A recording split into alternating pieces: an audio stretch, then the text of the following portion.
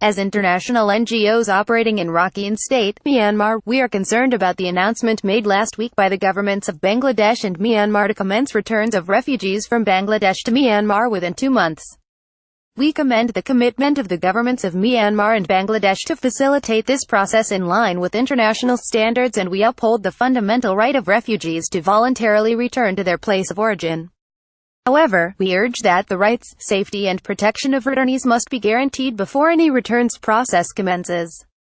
The rapid outflow of more than 626,000 people from Rakhine State to Bangladesh since August 2017 demonstrates that all communities were in great fear for their safety. We now know from the first-hand accounts collected from refugees who fled to Bangladesh about the violence and human rights violations they have suffered. As demonstrated in numerous consultations, refugees in Bangladesh are still severely traumatized by their experiences. They have told us that they can only return to Myanmar if they receive express guarantees that the violence and human rights abuse from which they fled will not continue, and they will enjoy unequal human rights and freedoms upon their return. The governments of Myanmar and Bangladesh must ensure that the following conditions are met for repatriation to Myanmar to be completely voluntary, in safety and dignity and in line with international standards. Refugees must be protected against forced returns to a country where the violence and human rights abuses from which they fled are still ongoing and from which more people continue to flee. Refugees should be able to make informed decisions to return based on comprehensive and independently verifiable information about the conditions in the locations of return. Full, free and independent information about any repatriation plans should be communicated transparently, sensitively, and accurately with refugees to avoid fear and panic. UNHCR should have a lead role in any repatriation operation in line with international standards on voluntary repatriation. This includes giving UNHCR access to refugees in Bangladesh to provide refugees with free and impartial information on conditions and modalities of return and to ascertain that they are choosing voluntarily to go back. In Myanmar, UNHCR should have guaranteed access to all areas of return to monitor the safety and security of returnees. Returnees should be allowed to return to their original homes and/or land, or to a place of their choice. There should be no form of closed camps or camp-like settlements. NGOs will not operate in such camps if they are created. Fair and equitable compensation and/or restitution of land, property and assets lost, destroyed or confiscated in Myanmar should be provided as a condition of return.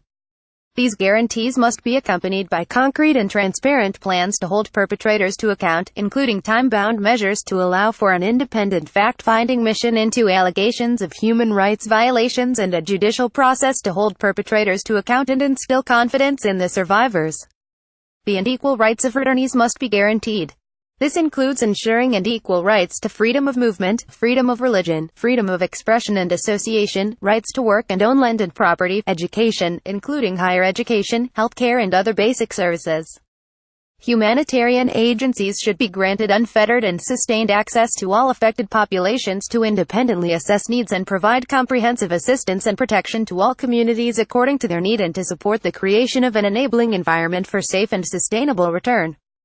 Unfettered access to all areas of Rakhine State for independent third parties, including journalists and human rights observers, should also be granted as soon as possible. Concrete plans and efforts to address root causes of the refugee crisis should be an integral part of any returns process.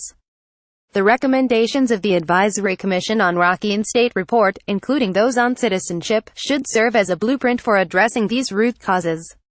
While NGOs are encouraged to see the creation of the Implementation Committee for the Advisory Commission on Rakhine State recommendations, we are concerned that it should include representation and participation from affected local communities, the UN and humanitarian organizations, as well as other stakeholders, to achieve real progress at the local level.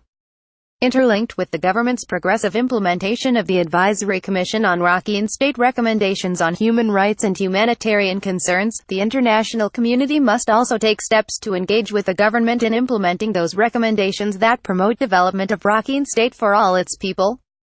Efforts to promote reconciliation, reintegration and peaceful coexistence and harmony between communities must be prioritized within Rakhine State for returns to be safe and sustainable and to avoid future cycles of violence and displacement.